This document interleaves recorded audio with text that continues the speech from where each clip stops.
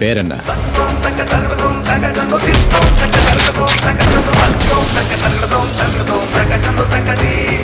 ஒருத்தருக்கு நம்பிக்கை இல்லை. இந்த கட்சி மேலேயே நம்பிக்கை இல்லை.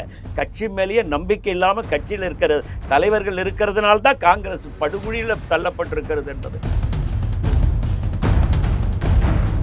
எங்க அப்பன் குதிரைக்குள்ள இல்லை என்று ராஜாவையும் கனிமொழியும் கைது செய்ததே தவறு என்று அன்றையிலிருந்து இன்று வரை நான் ஒரு ஆள் சொல்லிக்கொண்டே இருக்கிறேன். ராஜாவையும் கனிமொழியும் கைது செய்ததே தவறுங்க. 51 பேர் வாயில நுரத்தலி செத்து போயிருக்கான். எப்படிடா செத்தானா? காப்பி குடிச்சானா நுரத்தலி செத்து போயிட்டானா? இது மந்திரத்தில் மாங்காய் வர வைக்கிற கதையா இருக்குது. உயிரே போச்சு. 2G ஸ்பெக்ட்ரம் நாங்கள் பண்ண தவறு. எங்கள் அப்பா குதிரைக்குள்ள இல்லை, நாங்களே போய் மாட்டோம். அதை எழுப்பியவரே திரு முரசொலி மாறனுடைய மகன் தயாநிதி மாறன் தான். அதை பிஜேபியோ சுப்பிரமணிய சாமியோ அப்புறம் தான் வழக்கில் போய் சேர்ந்துக்கிட்டு கைது செய்தது காங்கிரஸ் தானே.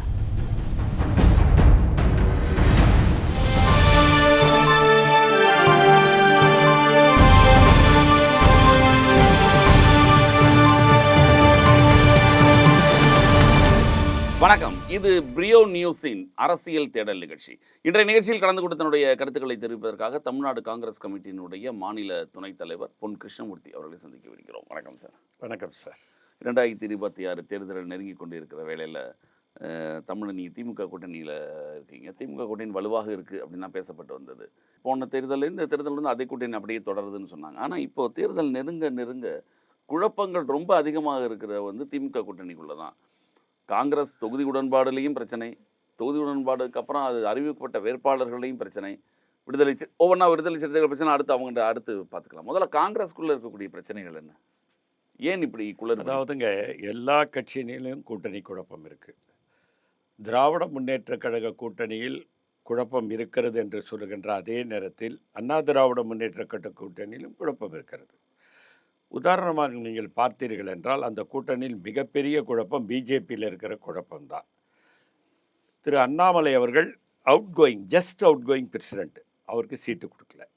அவருடைய ஆட்களாக அறியப்பட்டவர்கள் அவங்களுக்கு சீட்டு கொடுக்கல. எங்கள் கட்சியில், காங்கிரஸ் கட்சியில், எங்கள் கூட்டணியில் காங்கிரஸ் கட்சியில் குழப்பம் அதிகமாக இருக்கிறது என்று சில பேர் சொன்னாலும் ஊடகங்கள் எழுதினாலும் எங்கள் குழப்பம் சிறு குழப்பம்தான். எங்களது வந்து மோர் டெமோக்ரஸி பார்ட்டி. ஏன்னா காந்தி காலத்திலேயே உங்களுக்கு தெரியும், காந்தி ஒரு வார்த்தை சொன்னார், பட்டாபி சீதாராமையர் தோற்று போனால் நான் தோற்று போனதாக அர்த்தம்னு சொன்னார். ஆனால் பட்டாபி சீதாராமையர் தோற்று போனார். அப்போது காந்தி இந்த தேசத்தினுடைய தந்தையினுடைய இதுக்கே வந்து ஜனநாயக முறைப்படி செயலாற்றக்கூடிய காங்கிரஸ் இயக்க தோழர்கள் தான் இந்த கட்சியிலே இன்று வரைக்கும் இருந்து கொண்டிருக்கிறார்கள். ஆகவே இதில் குழப்பம் இருப்பதில் எந்த மாற்று கருத்துக்கும் இடமில்லை. குழப்பம் இருந்தால் அதுதான் காங்கிரஸ். ஆட்சியிலும் அதிகாரத்திலும் பங்கு, ஒரு கிட்ட 45 சீட்டு வேணும், எல்லாம் முடித்து இப்போ பழையபடி 25 2 எண்ணிக்கை தான் அதிகம், 23 எண்ணிக்கை தான் அதிகம், 28 அப்படிங்கிற ஆட்சியில் பங்கு வரும். எப்போ வரும்? எலெக்ஷன் முடிஞ்சவொன்னே வரும். எலெக்ஷன் முடிஞ்சு தொங்கு சட்டசபை அமையும் நினைக்கிறீங்களா? அதெல்லாம் நான் சொல்ல விரும்பலை. அப்போ மைனாரிட்டி திமுகவாக இருக்க வாய்ப்பு இருக்குது. நாங்கள் மைனாரிட்டி திமுக இருக்கும் பொழுதே காங்கிரஸ் உரிமை கோரலை. காங்கிரஸ் மந்திரி சபையில் இடம்பெறுது. எங்கள் தலைவர் ராகுல் காந்தி ஆட்சி அதிகாரத்தில் பங்கு கேட்டது தானாகவே கணைப்பழிந்து எங்கள் மடியில் வந்து உழப்போகுது. கிட்டத்தட்ட 164 சீட்டு டிஎம்கே வந்து உதயசூரியன் சின்னத்திலே நிற்கிறாங்க. அவங்க தனியாக இவங்கெல்லாம் சேர்த்து 174 கிட்ட நிற்கிறாங்க. அப்படிங்கும் பொழுது தனி மெஜாரிட்டிக்கு அவங்க எய்ம் பண்ணுறாங்க. 2006 நினைக்கிறேன், சொல்றது சரிதான். 2006 நம்ம 96 இடங்கள் வெற்றி பெற்று மெஜாரிட்டிக்கு இல்லாமல் இருக்கும்பொழுது காங்கிரஸும் பாமக தெய்வம் தேவைப்பட்ட பொழுதே கூட்டணி இல்லாமல் தனியாக ஆட்சி அமைச்ச திமுக இப்போ கிட்டத்தட்ட அவங்க வந்து நெருக்கிட்டாங்கன்னு வச்சுங்க, எப்படி தருவாங்கன்னு நினைக்கலாம் நம்ம. அதாவதுங்க, அந்த நேரத்தில் வேறு வழியே இல்லாமல் டாக்டர் கலைஞர் அவர்கள் கொடுப்பதற்குண்டான முனைப்பை எடுப்பதற்கான முயற்சியை நாங்கள் எடுத்தோம்.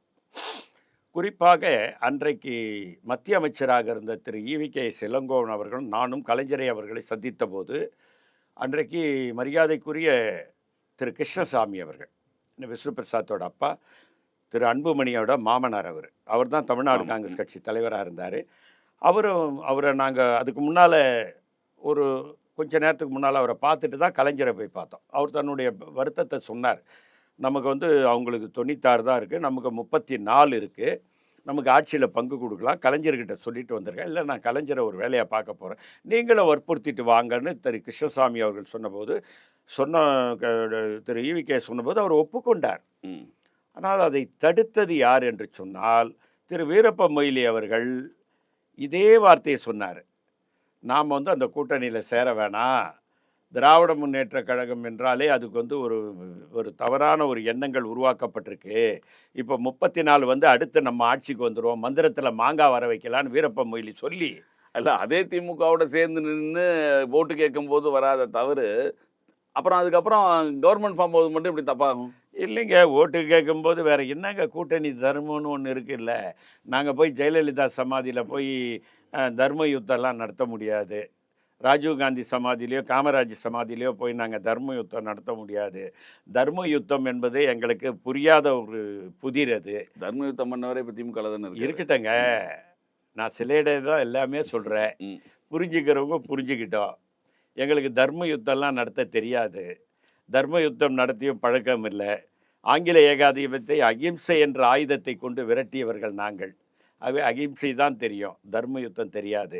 அதனால் ஓட்டு கேட்கும்போது வேறு வழி இல்லை, கூட்டணி அமைத்து விட்டோம், ஓட்டு கேட்டு தான் ஆக வேண்டும், வெற்றி பெற்று தான் ஆக வேண்டும். ஆனால் கூட்டணி மந்திரி சபை வரும், காங்கிரஸ் அதில் அங்கம் வகிக்கும். இதுதான் என்னுடைய பதில். 28 தொகுதிகளில் திமுக வந்து அதிகமாக வேலை பார்க்காது அப்படின்ற மாதிரி செய்திகள் வருது. ஏன்னா கீழே இருக்கக்கூடிய, அதாவது நீங்கள் தலைவர்கள்லாம் ஒன்று சேர்ந்துட்டீங்க. தலைவர்கள் யாரும் எல்லாம் செல்வ பெருந்தகை உங்கள் மாநில தலைவர் ஒன்று சேர்ந்துட்டாரு, இந்த பக்கம் இருக்கவங்க எல்லாம் ஒன்று சேர்ந்துட்டாங்க, உடனே அறிவாலயத்திலலாம் பேசிலாம் முடிச்சிட்டீங்க. கீழே இருக்கிறவங்க தொண்டன் வேலை பார்க்கணும்ல. அதாவதுங்க, எப்பொழுதுமே எங்கள் தொண்டல் வந்து காங்கிரஸ் கட்சி கூட்டணி தர்மத்தை எப்போதும் மீறாது. காங்கிரஸ்காரன் எப்படின்னு கேட்டிங்கன்னா, கூட்டணி அமைத்து விட்டார்கள், மேலிடம் சொல்லிவிட்டது, பணியாற்றுவார்கள், வெற்றி பெறுவோம், அதில் எங்களுக்கு மாற்று கருத்து இல்லை. தலைவர்கள் ஒன்றாகி விட்டார்கள், தொண்டர்கள் மிங்கில் ஆவார்களா என்ற கேள்வி அது யதார்த்தமான கேள்வி, நான் அதை மறுக்கவில்லை. ஆனால் ஒன்றாகி விடுவோம். தேர்தல் நெருங்க நெருங்க, களம் நெருங்க நெருங்க, எங்கள் காங்கிரஸ்காரன் மனதிலே ஒரு வெறி இருக்கிறது. மதசார்பற்ற நாடு என்ற இந்த தேசத்தினுடைய தந்தை ஒரு விதையை விதைத்து விட்டு போயிருக்கிறார். அந்த விதை இன்றைக்கு ஆலக விருட்சகமாக அந்த மரம் சாய்ந்து விடாமல் பாதுகாக்க வேண்டியது எங்களுடைய கடமை. பிஜேபி என்ற ஒரு இயக்கம் இங்கே காலூன்றினால் அந்த மரம் சாய வாய்ப்பு இருக்கிறது. ஆகவே அந்த மரம் சாயாமல் இருக்க வேண்டும் என்றால் பிஜேபி அதிமுக கூட்டணி வெற்றி பெறக்கூடாது என்பதற்காகவே நாங்கள் ஒன்றாக இணைந்து விடுவோம். அடிமட்ட தொண்டர்கள் ஒன்றாக இணைந்து பிஜேபியினுடைய ஆட்சி, பிஜேபியினுடைய கூட்டணி அதிமுக ஆட்சிக்கு வருவதை தடுப்பதற்குண்டான முயற்சியில் ஈடுபட வேண்டும் என்பதற்காக வேண்டியாவது ஒன்றாக இணைந்து செயலாற்றுவோம் என்பதில் மாற்று கருத்தில்லை. தாவேகாவோட இணைந்திருந்தால் ஒரு 70 சீட்டு கிட்ட வாங்கியிருக்கலாம். ஆட்சியிலும் அதிகாரத்திலும் முதல்லயே விஜய் சொன்னார். கடைசி நேரங்களில் கூட 2 பக்கம் பேசிகிட்டு இருக்கிறதாக தகவல்கள்லாம் வந்தது. உங்கள் பக்கத்தில் மாணிக் தாக்கூர்லாம் கொஞ்சம் விருப்பப்பட்டார், எல்லாம் அந்த பக்கம் போகணும்னு சொல்லிட்டு. ஆனாலும் அதிலையும் மீறி திருப்பி இந்த ராகுல் காந்திக்கே இந்த கூட்டணியில் மிகப்பெரிய உடன்பாடு இல்லைன்ற மாதிரி செய்திகள் வருது. இந்தியாவோட பிரதமர், அடுத்த பிரதமர் வேட்பாளர்னு ஸ்டாலின் அவர்கள் முன்மொழிந்தார் இந்தியா கூட்டணியில். இப்போ வரைக்கும் அவர் தமிழகத்தின் முதல்வர் வேட்பாளர் ஸ்டாலின்னு ராகுல் காந்தி சொல்லவே இல்லையே இப்போ வரைக்கும், இந்த தேர்தலை பொறுத்த. அதாவதுங்க, கூட்டணியில் அதிக இடம் வேண்டும், ஆட்சியில் பங்கு வேண்டும் என்று முதல் குரல் எழுப்பியவன் தமிழ்நாட்டில் நான் தான். நீங்கள் சும்மா மாணிக்கம் தாகூர், அந்த தாகூர், இந்த தாகூர்லாம் சொல்கிறீங்க, கிடையாது. நான் பேசினதுக்கு அப்புறம் தான் எல்லா ஊடகங்களிலும் நான் பேசினேன். இன்றைக்கி கூட பல ஊடகங்கள் நீங்கள் தான் அதுக்கு முதல்ல விதை போட்டீங்கன்னு சொன்னாங்க. நான் தான் ஆட்சியில் பங்கு வேணும், அதிக இடம் வேண்டும் என்றேன். அதே நேரத்தில் ஆட்சியில் பங்கு கொடுக்கலன்னா கூட்டணி மாற்றம் செய்வதிலும் தவறில்லை என்று சொன்னவன் நான் தான். அது ஏன் நடத்த முடியலன்னு நடத்த முடியலன்னா அது பல குளறுபடிகள். கடைசி நேரத்தில் சிதம்பரம் அவர்கள்லாம் ரொம்ப இறங்கி வந்து தான் இப்போ இவங்களோட பேச்சுவார்த்தை நடத்தி. சார், 28 சீட் என்பது ராஜீவ்காந்தியை அம்மையார் கனிமொழி சந்தித்த போதே ராகுல் காந்தியிடம் சொல்லிவிட்டார்கள். ஆனால் தலைவர் ராகுல் காந்தி என்ன சொன்னார்னா, அம்மையார் கனிமொழி கிட்ட, எங்களுக்கு 28 சீட்டு ஓகே, ஆட்சியில் பங்கு கொடுங்க, அதை கேட்டுட்டு போய் சொல்லிட்டு வாங்க, அண்ணங்கிட்ட கேட்டு வரணும்னு சொன்னாங்க. இந்த 28 சீட்டை உருவாக்குனவர் சிதம்பரம் என்ற தவறான தகவல்களை ஊடகங்கள் திரும்ப திரும்ப சொல்கிறாங்க. அதுக்கு 28 சீட்டுக்கும் அவருக்கு சம்மந்தமே கிடையாது. அது அம்மையார் ராகுல் காந்தி இடம் கனிமொழி அவர்கள் சொல்லி விட்ட ஃபிகர் அது. கூட்டணி ஆட்சியில் பங்கு வேண்டும் என்பதுதான் ராகுல் காந்தியினுடைய விருப்பம். அதை அப்புறமா பார்த்துக்கலாம். ஏதோ ஒரு காரணங்களை சொல்வதற்கு சிதம்பரம் அவர்களை அழைத்து சொன்னார்கள். ஆனால் ராகுல் காந்தியிடம் அது பேசப்படவில்லை என்பது எனக்கு தெரியும். திரு கார்கே அவர்கள் சோனியா காந்தி மூலம் பேசி, சரி இருக்கட்டும், நம்ம ஆட்சிக்கு அது தேர்தலுக்கு பிறகு அதை முடிவு செய்து கொள்ளலாம் என்ற அடிப்படையில் அது ஒப்புக்கொள்ளப்பட்டது. ஆனால் கூட்டணி மாறியிருந்தால் நீங்கள் சொல்வது போல் 70 சீட்டு கிடைத்திருக்கும். வெற்றி கூட நிச்சயம் என்று தேர்தல் கணிப்பாளர்கள் சொல்கிறார்கள். ஏன்னா தாவேக்காவும் காங்கிரஸ் வரும்னு சொல்லி எதிர்பார்த்தாங்கன்ற மாதிரி தகவல்கள். காங்கிரஸும் தாவேக்காவுடன் சேரணும், ஒரு புது கூட்டணியாக உருவாகும்னு. ஒருவேளை அப்படி வந்திருந்தால் உங்கள் இடங்கள் அதிகமாகி நீங்கள் பரவலாக அனைத்து இடங்களும் வேட்பாளர் நிறுத்தி இன்னும் வளர்ச்சியை அடைஞ்சிருக்கும். ரொம்ப நாள் கழித்து காங்கிரஸுக்கு ஒரு நல்ல ஒரு வாய்ப்பு, அந்த வாய்ப்பு பறிபோனதில் வருத்தம் இருக்கா? அதாவதுங்க, எனக்கு அந்த வாய்ப்பு பறிபோனது கூட எனக்கு வருத்தம் இல்லை. ஆனால் காங்கிரஸ் கட்சி 234 இடங்களிலும் போட்டியிட்டிருக்க வேண்டும் என்பது என்னுடைய விருப்பம். ஒரு மிகப்பெரிய ஒரு மூத்த பத்திரிகையாளர், அவர் உலகம் முழுவதும் சுற்றி வந்தவர், அவர் பெயர் தேவையில்லை, அவர் என்னிடம் சொன்னார், உங்கள் பலம் உங்களுக்கு தெரியவில்லை. குறிப்பாக தமிழ்நாட்டில் இருக்கக்கூடிய காங்கிரஸ் கட்சி தலைவர்களுக்கு உங்கள் பலமே தெரியவில்லை.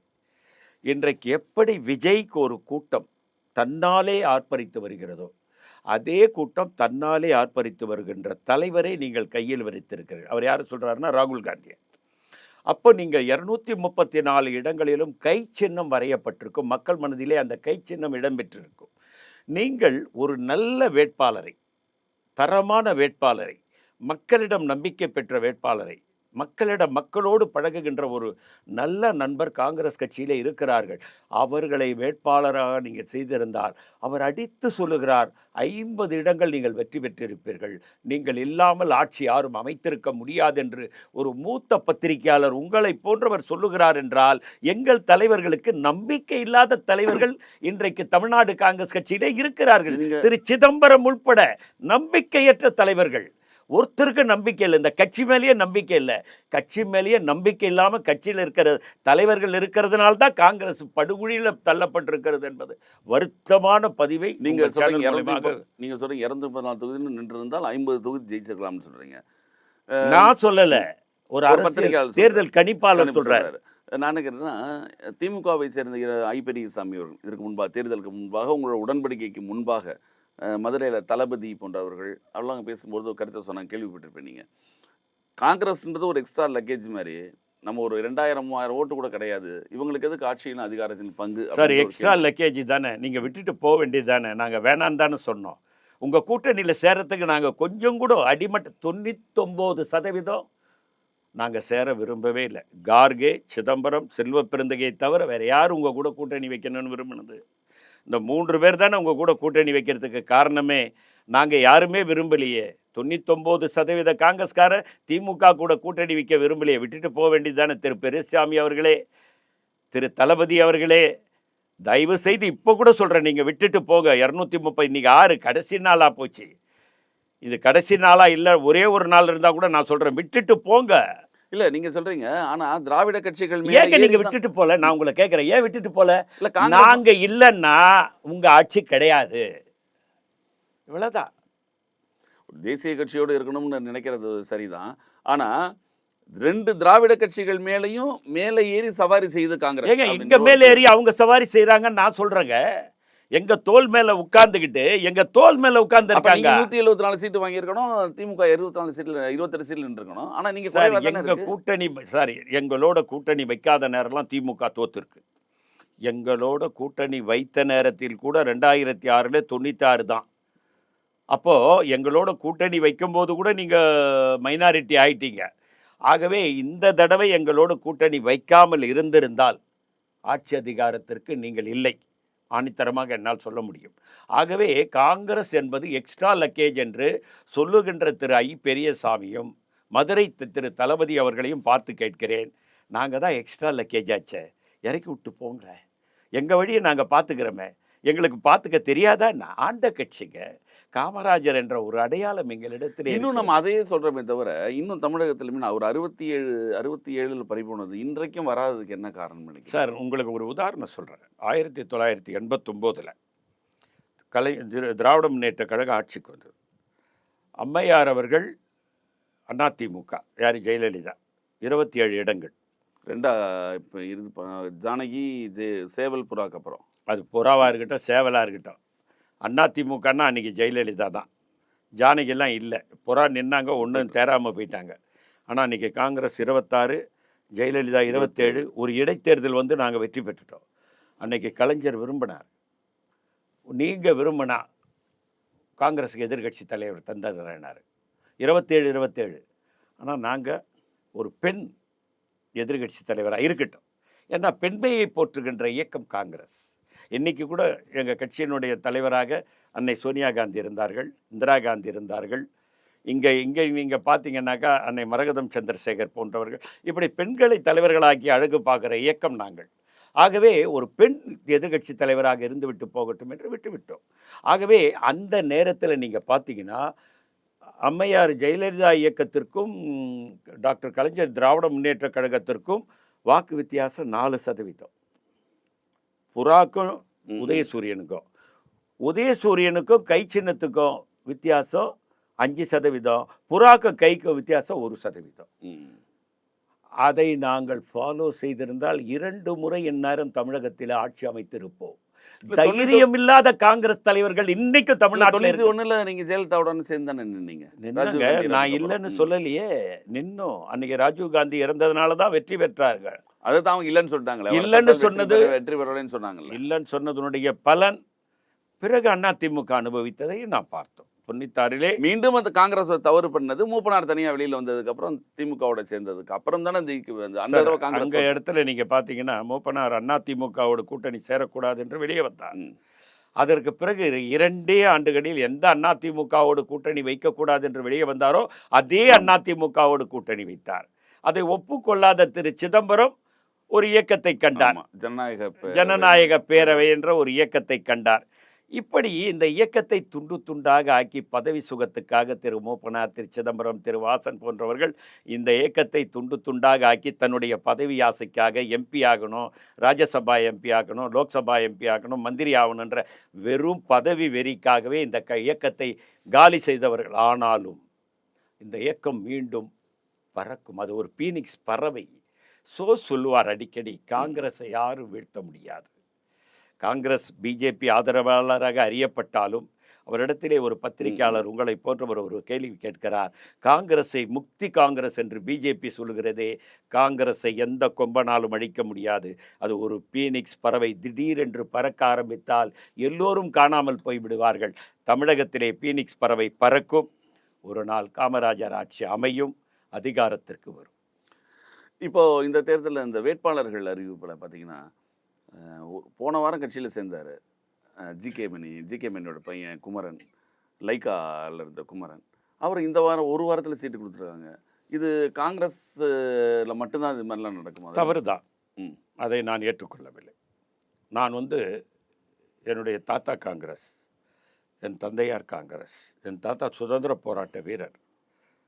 என் மனம் இதை ஏற்றுக்கொள்ளவில்லை. இது மிகப்பெரிய தவறு. அப்படி இதுக்கு வந்த காங்கிரஸ்காரர்களோட நிலை என்ன, அவங்க என்ன யோசிப்பாங்க? இது போன்ற செயல்பாடுகளை தலைமை செய்கின்ற காரணத்தினால்தான் தொண்டர்கள் சோர்ந்து போயிருக்கிறார்கள்.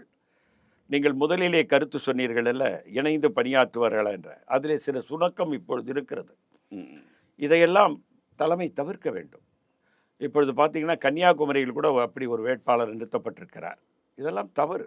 மேலிடம் கூர்ந்து கவனிக்க வேண்டும், ஆராய்ந்து கோட்டா பேசிஸில் சீட்டு வாங்குறது. அதாவதுங்க எல்லாமே சிதம்பரத்துக்கு ஒரு 3 சீட்டு, சிவகங்கை பக்கத்தில் இங்கே காரைக்குடி ஒரு 3 சீட்டு பர்மனெண்ட்டாக அவங்களுக்கு இல்லைங்க. இந்த கோட்டா சிஸ்டத்தை ஒழிக்கிறது மாத்திரம் இல்லைங்க, காங்கிரஸினுடைய சிஸ்டத்தையே மாற்றணும். அந்த மாவட்டத்தில் இருக்கக்கூடிய 10 முக்கியஸ்தர்களை போட்டு வேட்பாளர் இந்த தொகுதி வந்திருக்கு, நீங்கள் வேட்பாளரை தேர்வு செய்யணும். அந்த மாவட்டத்தில் இருக்கவங்க தேர்வு செய்கிற வேட்பாளர் தான் நிறுத்தணுமே தவிர, நீங்கள் 3 நாளைக்கு முன்னால் கட்சியில் சேர்ந்த ஒருத்தரை நிறுத்துறீங்கன்னா, அதே இடத்துல பெண்ணகரத்தில் ஒருத்தர் இவ்வளோ நாள் கட்சிக்காக வேலை செஞ்சிருந்தவர், அவருடைய மனநிலை எப்படி இருக்கும்? சரியாக இருக்குமா? அதெல்லாம் சரியாக இருக்காது. மிகப்பெரிய தவறு அது. இப்போ இளைஞர்கள் காங்கிரஸ் நோக்கி இப்போ அதிகம் வராததுக்கு காரணம் என்னன்னு நினைக்கிறீங்க? ஏன்னா இது போன்ற செயல்பாடுகள் தான். இங்கே வரும்போது எல்லாமே இளைஞர்கள் எல்லாமே இப்போ நமக்கு தெரிஞ்சு தாவேகா நாம் தமிழர் இப்படி தான் போகிறாங்களே. இதில் அதிமுகவிலையும் சரி, அதிமுகவிலையும் சரி, திமுகவிலையும் இளைஞர்கள் குறைஞ்சிட்டாங்கன்றாங்க. காங்கிரஸே இளைஞர்களே இல்லை அப்படின்ற மாதிரி வர்றதுக்கான காரணம் அது இளம் தலைவரை வைத்து கொண்டிருக்கக்கூடிய ஒரு கட்சியில் ஒரு செயல் திட்டத்தை செயல்படுத்த முடியலன்னா இல்லை, இளைஞர்கள் வர வேண்டும் என்றால் ஈர்ப்பு இருக்க வேண்டும். ஈர்ப்பு என்பது என்னவென்றால் ஆட்சி அதிகாரம், தேர்தல் தான். ஒரு 4 இளைஞருக்கு கொடுக்கும்போது நம்பிக்கை வரும். நம்பிக்கை வந்தால்தான் அவர்கள் இங்கே வருவார்கள். நம்பிக்கை அவர்களுக்கு இல்லாத ஒரு நிலை உருவாக்கப்பட்டிருக்கிறது. இப்போ இளைஞர்கள் நிறைய பேர் இங்கே பணியாற்றி கொண்டிருக்கிறார்கள். அதில் 1, 2 பேருக்கு சீட்டு கொடுத்துருக்காங்க, நான் இல்லைன்னு மறுக்கலை. ஆனால் முந்தானேத்து கட்சியில் சேர்ந்தவங்களுக்கெல்லாம் சீட்டு கொடுக்கும்போது அவங்க சோர்ந்து போகிறாங்க. அந்த சோர்வை நாம் போக்க வேண்டியது அகில இந்திய தலைமையினுடைய கடமை. அதிலிருந்து தவறக்கூடாது, இனியாவது அதை மாற்றிக்கொள்ள வேண்டும் என்பது தான் என்னுடைய கருத்து. இப்போ திமுக ஆட்சி மேலே இருக்கிற அதிருப்தி இருக்கு இல்லையா, இது ஒரு 5 ஆண்டு காலம். பொதுவாகவே தமிழகத்தை பொறுத்த வரைக்கும் ஒரு அதிருப்தி இருக்குது. திரும்பி வர்றதுக்கான வாய்ப்புகள் பொதுவாக கிடையாது. 2016 ஜெயலலிதாவை தவிர, அவர்களை தவிர ஆட்சிகள் மாற்றமே இருக்கும். இந்த அதிருப்தி கூட்டணி சேர்ந்து உங்களுக்கும் பாதிப்பு வராது? அந்த அதிருப்தி எப்படி சட்டம் ஒழுங்கு சரியில்லைன்னு மிகப்பெரிய பிரச்சனைகள். எங்கள் பீகாரில் திரு நிதிஷ்குமார் வரவே மாட்டார், தேஜஸ் யாதவ் தான் முதல்வர் என்று எல்லா கருத்து கணிப்பும் கூறியது. அவருடைய 10 ஆண்டு கால ஆட்சியினுடைய தீமைகள், அவருடைய ஆட்சியின் மீது இந்த அதிருப்தி, இதெல்லாம் அவரை தோல்வியை தழுவ செய்யும் என்று சொன்னார்கள். ஆனால் 10 ஆண்டுகளை விட மிக பெரும்பான்மையான வேட்பாளர்கள் வெற்றி பெற்ற வரலாறு சில மாதங்களுக்கு முன்னால் நடந்த வரலாறு, யாரும் மறுக்க முடியாது. ஆகவே அதிருப்தி என்பது எதை வைத்த அதிருப்தி என்று நாம் கணக்கிடுகிறோம் என்பதை முதலில் நாம் புரிந்து கொள்ள வேண்டும். அந்த அதிருப்தி நிதிஷ்குமாருக்கு இருக்கிற அதிருப்தியை விட திராவிட முன்னேற்ற கழக திரு ஸ்டாலினுக்கு இருப்பதாக எனக்கு தெரியவில்லை. இங்கே எல்லா நிலைகளிலும் வளர்ச்சியடைந்த மாநிலமாகத்தான் தமிழகம் இருக்கிறது என்பதை நான் மறுக்கவே மாட்டேன். இன்றைக்கு திமுக மட்டும் காரணம் கிடையாது, இதுக்கு முன்னே அதிமுக ஆட்சியில் இருந்தது இல்லைங்க. அதை இதுக்கு முன்னால் இருந்த ஆட்சின்னு எடுத்துக்க முடியாது. அப்போது அங்கே வந்து நிதிஷ்குமார் பீகார் வந்து நான் தான் நல்ல ஆட்சி நடத்துறேன்னு சொல்கிறது, அதுக்கு முன்னால் இருந்த லாலு பிரசாத் ஆட்சி தான் காரணம்னு கூட எடுத்துக்க முடியுமா? நான் அப்படியெல்லாம் எடுத்துக்க முடியாது. 5 ஆண்டுகள் ஆண்ட ஆட்சியை தான் நம்ம எடுத்துக்க முடியும். 4.5 லட்சம் கோடி கடன் அப்படின்னு சொல்லிட்டு தான் கடனை விடுங்க, கடன் வாங்க சொன்னாங்க. இப்போ 6 லட்சம் கோடி சேர்ந்து மொத்தம் 10 லட்சம் சார். இன்னைக்கு இந்தியாவில் நாங்கள் 2014 விட்டுட்டு போகும்போது எவ்வளோ தெரியுங்களா கடன்? 50 லட்சம் கோடி தான் கடை. இன்றைக்கி எவ்வளோ தெரியுங்களா? 174 லட்சம் கோடி கடை. ஜிடிபி அதிகமாக இருக்குன்றாங்க. ஏங்க என்னங்க ஜிடிபி? 9% ஜிடிபி மன்மோகன் சிங் ஆட்சியில் காட்டினார். ஒபாமா, ரகுராமராஜன் டெல்லிக்கு போனேன், இது அமெரிக்காவுக்கு போகும்போது ஒபாமா கூப்பிட்டாரு. நான் மண்ணில் புரண்டு பார்க்குறேன், அமெரிக்க பொருளாதாரத்தை 2%, 3%க்கு மேலே ஜிடிபி ஏற்ற முடியல. உலக பொருளாதார வல்லரசு நாடு சார் அது, மிகப்பெரிய வல்லரசு நாடு. இன்றைக்கி ட்ரம்ப் சொல்கிறாருல்ல, நான் உட்காரணும் எழுந்துக்கணும் இல்லைனா உதைப்பேங்கிறாருல, அந்த வல்லரசு நாட்டினுடைய அதிபர் சொன்னார் 9% ஜிடிபி எப்படி உங்களால் பண்ண முடியுது? ரகுராம் ராஜன் சொன்னார், டாக்டர் மன்மோகன் சிங் என்ற ஒரு மந்திரவாதி எங்கள் நாட்டை ஆண்டு கொண்டிருக்கிறார், அந்த மந்திரவாதியிடம் கேளுங்கள் என்றார். அதே போன்று ஒபாமா மன்மோகன் சிங்கை குறிப்பிட்டு சொல்லும்போது, எனக்கு பொருளாதாரத்திலே தடுமாற்றம் வரும்பொழுது அதை தீர்வு கண்டது டாக்டர் மன்மோகன் சிங்கிடம் என்று சொன்னார் என்றால் எப்படிப்பட்ட நிர்வாகத்தை நாங்கள் நடத்தினோம் என்பதை அதே காலகட்டங்களில் தான் 2G ஸ்பெக்ட்ரம் ஊழல் சார். 2G ஸ்பெக்ட்ரம் நாங்கள் பண்ண தவறு சார். எங்கள் அப்பா குதிரைக்குள்ளே இல்லை, நாங்களே போய் மாட்டிக்கிட்டோம். அதை எழுப்பியவரே திரு முரசொலி மாறனுடைய மகன் தயாநிதி மாறன் தான். அதை பிஜேபியோ சுப்பிரமணிய சாமியோ அப்புறம் தான் வழக்கில் போய் சேர்ந்துக்கிட்டு கைது செய்தது காங்கிரஸ் தானே சார். கைது செய்தது காங்கிரஸ். அதுக்கு வர இருங்க, தயாநிதி மாறன் தான் முதல்ல நாடாளுமன்றத்தில் தன்னுடைய போர்ட்போலியோவை மாற்றிட்டாங்க. ஏன்னா அவங்க டாக்டர் கலைஞர் என்ன பண்ணார், ராஜாவுக்கு கொடுக்கலான்றதுக்காக முரசொலி தயாநிதி மாறன்கிட்ட இருந்து அந்த பதவியை எடுத்து கொடுத்தாரு. அதை தாங்கிக் கொள்ள முடியாத தயாநிதி மாறன் 2Gயில் மிகப்பெரிய ஊழல் நடக்குது அப்படின்னு ஒரு குற்றச்சாட்டை நாடாளுமன்றத்தில் வைக்கிறார். எப்படா கிடைக்கும்னு பார்த்துக்கிட்டு இருந்த சாமி கையில் எடுத்துக்கிட்டார். என்னையும் அதில் சேர்த்துக்கணும் தயாநிதி மாறனே சொல்கிறாரு. ஏன்னா தயாநிதி மாறன் அப்போ தான் அவங்க ஃபேமிலி பிரிஞ்சு தனியாக வந்த நேரம். அது பிரிஞ்சு அவங்க குடும்பத்துக்குள்ளே இருக்கிற பிரச்சனையை கட்சியை இந்த வரைக்கும் காங்கிரஸ் ஆட்சி வரவிடாமல் பண்ணதுக்கு காரணம் தயாநிதி மாறன் தானே. அந்த கோபமும் எங்களுக்கு சேர்த்தே டிஎம்கே மேலே இருக்குது. அவங்க ஆட்சிக்கு வந்துட்டாங்கங்க, ஆனால் நாங்கள் ஆட்சிக்கு வரல. 2G மட்டும்தானே காரணம். நான் கேட்குறேன், குஜராத் மாடல்னு சொல்லியா மோடி ஆட்சி வந்தது? கிடையாது, 2G தான் ஆட்சிக்கு வந்தது. குஜராத்தில் இது மும்பை மாகாணத்தில் ஒரு ஓரமாக ஒரு தாத்தா ஒருத்தர் உட்கார்ந்துட்டு இருந்தார். அவர் யாருன்னா, சென்னையில் ஒரு கர்னல் இருக்கார். அவர் என்னோட நிறைய டிபேட் எல்லாம் வந்திருக்காரு. ம். அவருடைய டிரைவருங்க அந்த அண்ணா சாரேன்றவர், அண்ணா சார். அவருக்கு இந்த பட்னாவியாஸ் இருக்காரு மும்பை, போய் பார்க்குறாரு. இந்த ஆளை பார்த்தா கொஞ்சம் உருவா இருக்காரு. குல்லா மாட்னா இவன் ஒரு சுதந்திர போராட்ட வீரர் மாதிரி தெரியுறான் இந்த கிழவன் அப்படின்னு அவனுக்கு ஒரு குல்லாவை மாட்டி இட்டுக்குன்னு வந்து உட்கார வச்ச உடனே, இவன் இங்கே பைத்தியக்காரன் தான் நிறைய பேர் இருக்கிறான், இவன் காந்தி மாதிரியே இருக்கிறான்னு இவன் சொன்னால் உண்மையாக இருக்கான்னு நினச்சி தான் இவ்வளோ பெரிய ஊழல் நடக்குதுங்க. இப்போ வியாபம் ஊழல் நடந்திருக்கு, ரஃபேலில் ஊழல் நடந்திருக்கு. அந்த கிழவனை எங்கே இருக்கான்னு தேடுறோம், அந்த ஆள் எங்கே இருக்கான்னே தெரியல. அவனுக்கு ஒரு குல்லா போட்டு மாட்டி அதனால இன்னைக்கு வரைக்கும் டெல்லியில கவர்மெண்ட் அவரு இல்லைங்க. அந்த ஆளுக்கு நான் கூட தேடிக்கின்னு இருக்கேன். ஒரு குல்லா மாட்டி எங்கேயாவது இட்டுன்னு வந்து உட்கார வைக்கலாம், ஒரு 2 கோடி செலவானாலும் நம்மளே சொந்த செலவு பண்ணி கூட இட்டுன்னு வந்து உட்கார வைக்கலான்னு அந்த கிழவனை தேடுறேன். எங்கே போய் உட்கார்ந்துருக்கான்னு தெரியல. பட்னவியாசை தான் போய் கேட்கணும் அந்த கிழவன் எங்கே இருக்கான்னு சொல்லிட்டு. அந்த கிழவன் தேவையில்லாமல் இதை சொல்லி பெருசாக்கி இப்போ இப்போ ஒன்றுமே நடக்காமல் போனதுக்கு காரணம் அவர் தான். இன்றைக்கி என்ன நடக்குது நாட்டில்? பெட்ரோல் கிடைக்கல, டீசல் கிடைக்கல. என்ன சொல்கிறாரு, வானத்தை வில்லா வளைச்சிடுவேன்றாரு, 15 லட்சம் போடுவேன்னாரு, என்னென்னவோ சொன்னார். சீனாவில் இருக்கிற இல்லைங்கிற 15 லட்சம் சொல்லவே இல்லைங்கிற இந்த இதில் இருக்குது, உங்களுக்கு இறங்கி போனோன்னு அனுப்புகிறேன். இந்தியில் ஏங்க இந்தியில இந்திக்காரன் ஒருத்தர் இது போன்ற கருப்பு படங்களை ஒழித்ததுக்கு அப்புறம் நாட்டு பொருளாதாரம் வளர்ச்சி அடைந்ததுக்கு அப்புறம் 15 லட்சம் போடலாம் அப்படின்னு சொன்னாரு. இல்லை, நான் அதை அனுப்புகிறேன். அப்படி போடல. அவர் என்ன சொன்னாருன்ற வார்த்தையை அப்படியே சொல்கிறேன். வெளிநாட்டில் கிட்டத்தட்ட 100 லட்சம் கோடி 100 லட்சம் கோடி இருக்குதுன்னார். பிரணாப் முகர்ஜி அப்பயே சொன்னார், வெறும் 11,000 கோடி தான்யா வெளிநாட்டில் இந்தியர்கள் பணம் இருக்குது. ரெக்கார்டு தரேன் உங்களுக்கு. 11,000 கோடி தான் இருக்குது, 100 லட்சம் கோடிலாம் கிடையாது, சும்மா சொல்லாத, ஏமாத்தாதன்னார். ஆனால் அது நடந்து போச்சு. இப்போ நீங்கள் சொன்ன அந்த 2G விவகாரம் என்னன்னாக்கா, திரு முரசொலி மாறன் கொண்டு வந்ததை இவர்கள் கையில் பிடித்து கொண்டார்கள். ஆனால் காங்கிரஸ் தான் போட்டதுன்னு சொல்கிறீங்கல்ல, நான் ஒத்துக்கிறேன். ஆனால் காங்கிரஸ் அதை ஆராய்ந்து அதன் மீது நடவடிக்கை எடுத்திருக்க வேண்டும் என்பது என்னுடைய கருத்து. ஏன்னா கோர்ட்டில் இல்லைன்னு சொன்னதுக்கப்புறம் போட்டது காங்கிரஸ். ஒத்துக்கிறேங்க, தவறு. அந்த நீதிபதி சொன்ன வார்த்தை காலையிலிருந்து சாயந்தரம் வரைக்கும் உட்காந்து ஒரு ஆராய்ந்து போட்டிருக்க வேண்டும். நான் கேள்விப்பட்டவரை டாக்டர் மன்மோகன் சிங் அதில் அவசரப்பட வேண்டாம் என்று நினைத்தார். ஆனால் அவசரப்பட்டு சில பேர் அதில் நடவடிக்கை எடுத்து எங்கள் அப்பன் குதிர்க்குள்ள இல்லை என்று ராஜாவையும் கனிமொழியும் கைது செய்ததே தவறு என்று அன்றையிலிருந்து இன்று வரை நான் ஒரு ஆள் சொல்லிக்கொண்டே இருக்கிறேன். ராஜாவையும் கனிமொழியும் கைது செய்ததே தவறுங்க. மேலே தயால் அம்மாவை விசாரணை நடத்திக்கிட்டு கீழே சீட் ஷேரிங் பேசுறது எந்த வகையில் நியாயம்? 63 சீட் அன்னைக்கு தானே வாங்கினீங்க. என்னை எந்த வகையில் நியாயம்? அது எப்படி பண்ணலாம்? அறிவாலயத்தை மேலே யார் பண்ணாலும் தவறு. அறிவாலயத்தில் மேலே கீழே இது. அப்போ 2Gயில் ஆராய்ந்து பார்த்து நடவடிக்கை எடுத்திருக்க வேண்டும். நாம் தவறு செய்து. அப்போ இப்போ நம்ம பிஜேபியை வந்து இடி மிரட்டுது, ஐடியை வச்சு மிரட்டுறாங்க, இடியை வச்சு மிரட்டுறாங்க, சிபிஐ மிரட்டுறாங்க அப்படின்றது இது அப்படியே காங்கிரஸுக்கும் பொருந்தும். அப்படி பொருந்தாது.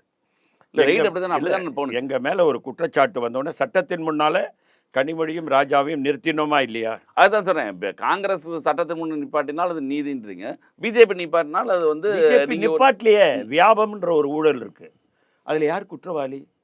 இன்றைக்கு இருக்கக்கூடிய மத்திய அமைச்சர் சிவராஜ் சௌகான் தான் குற்றவாளி. அதில் பணம் மட்டும் இல்லை, பிணமும் இருக்குது. 51 பேர் வாயில் நுரத்தலி செத்து போயிருக்கான். எப்படிடா செத்தானா? காப்பி குடித்தானா நுரத்தலி செத்து போயிட்டானா? இது மந்திரத்தில் மாங்காய் வர வைக்கிற கதையாக இருக்குது. உயிரே போச்சு. 51 பிணம் இருக்கக்கூடிய வழக்கில் ஒருவர் மீது குற்றம் சாட்டப்படுகிறது. ஆனால் பிஜேபி அரசாங்கம் நடவடிக்கை எடுக்கவே இல்லை. தைரியமாக அவரை மந்திரி ஆக்கியிருக்காங்க. காங்கிரஸ்காரங்க நீதி நேர்மை இதெல்லாம் பேசிக்கிட்டு தவறாக புரிந்து கொண்டு கனிமொழி ராஜா மீது குற்றம் சுமத்தி சிறையில் அடைத்தது தவறு. அவங்களே போய் புதக்குழியில் மாட்டிக்கிட்டாங்க. அதிலேருந்து மீண்டு இன்னொரு வரையில் வர முடியவில்லை. பொய் மட்டுமே பேசி கொண்டிருக்கிறார் மோடி. இவங்களுக்கு பொய்யும் பேச தெரியல காங்கிரஸ்காரனுக்கு, உண்மையை மட்டும் பேசுவேன்றான். உண்மை பேசினா அரசியலில் எடுபடாது என்பதை மோடி நிரூபித்து கொண்டிருக்கிறார். பொய் பேசவும் காங்கிரஸ்காரர்கள் கற்றுக்கொள்ள வேண்டும் என்று உங்கள் சேனல் மூலியமாக தெரிவிக்கிறேன். மிக்க நன்றி. 2026 தேர்தல் நெருங்கிக்கொண்டிருக்கிற வேளையில் தேர்தல் முடிவுகள் எப்படி இருக்குன்னு பார்ப்போம். அப்போ மீண்டும் சந்திப்போம். நிகழ்ச்சியில் இருந்து கலந்து கொண்டு தங்கள் மேலான கருத்துக்களை தெரிவித்திருக்கிறேன்.